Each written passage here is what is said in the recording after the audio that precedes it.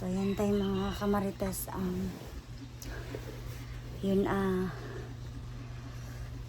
nakalimutan ko kanina sa vlog ko mga kamarites na nakita ko na pala yung yung mukha ni Buddy mga kamarites. Nakalimutan ko siya na i-mention sa vlog ko. Asa man? Oh, sige. Asa naman?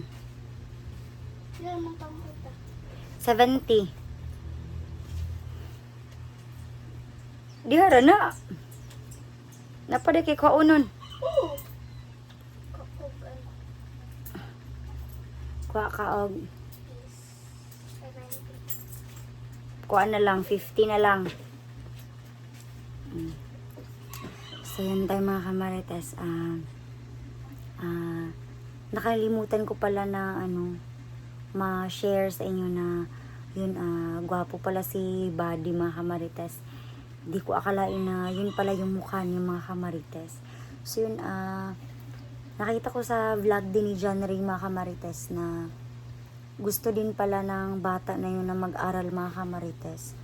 So yun, parang sumaya tayo konti mga kamarites kasi lahat talaga ng bagay sa mundo ay may changes. Yung mga ganong bagay mga kamarites na di mo akalain na naging masama ka dati, pero may second chance pala na magbago kaya. So yun, nakita ko yung video nila, yung apat sila na magkasama. So yun, ang saya lang nila doon na makakababa na sila. Si Kuya Bad, si John Ray, si Edward, at saka si Buddy. So yun, gwapo pala si Buddy. Yun, may bago na naman silang kasamahan na bata na pogi din. So yun, bakas na bakas sa mukha ni Buddy mga kamarites na ang saya pala siguro dito sa bayan. Yung ganun na feeling, ganun yung na-feel ko mga kamarites ba, na positive lang sila. Talagang parang nafe-feel mo dun sa bata na napaka-inosente pa niya. Yun. Yun, grabe talaga yung happiness ko ngayon mga kamarites kasi makakasama na naman namin sa pagtulog soon si Kuya Bad's Adventure. Hindi na naman tayo magigising ng alas 12 ng gabi kasi may magpo-protect na naman sa amin dito pag uwi niya. So yun, may nabalitaan ako na mga ibang hunters na nabihag. So, paki-comment down below mga kamarites kung papayagan ko pa ba dapat si Kuya Bad's Adventure na umakyat ng bundok kasi nakakatakot dun talaga sa bundok mga kamarites. Hindi ko alam mga kamarites kung ano yung kahihinatnan na ng pag-explore ni Kuya Bad's or pagkakaroon niya ng mission doon sa bundok. Hindi ko alam mga kamarites kung ano yung future na mangyayari mga kamarites kung palagi siyang umaakyat ng bundok. So, wala naman tayong karapatan para pigilan siya sa gusto niya kasi gusto niyang tumulong mga kamarites. Basta ang importante mga kamarites, yung gusto ko lang talaga na hingin sa buhay mga kamarites, maging okay sila kung aakyat na naman sila ulit ng bundok para tulungan yung mga ibang hunters na nangangailangan mga kamarites. Mixed emotions tayo ngayon mga kamarites. Happiness, may positivity, meron din namang negativity and sadness mga kamarites kasi minsan mo na nga lang makasama yung taong mahal mo tapos aalis na naman siya. Yung mga ganong bagay mga kamarites, akala ko dati nung nabihag siya tapos nakaligtas and then nakauwi dito ng safe sa bahay ay hindi na siya babalik sa bundok. So yun, ang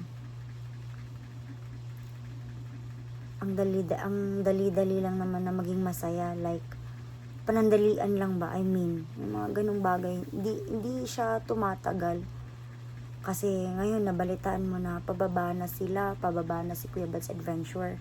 Tapos may magko-comment na naman na may nabihag na naman na ibang hunters.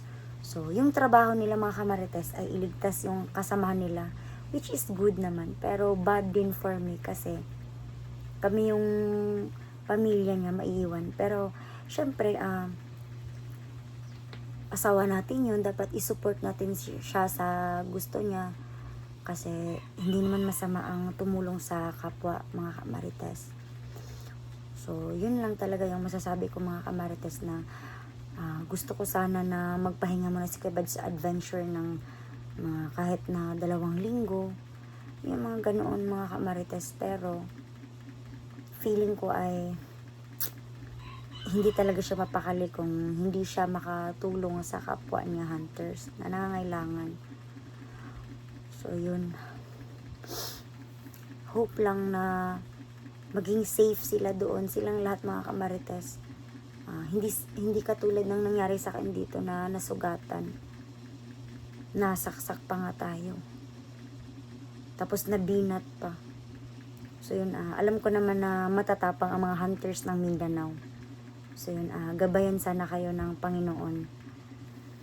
So yun, hindi tayo makamove on kasi si Buddy, pogi pala siya. So katulad pala siya ni, katulad pala si Buddy ni, Kuya Bad's Adventure na pogi, ni John Ray, at saka ni Edward syempre. So yun, matapang din si Buddy mga kamarites.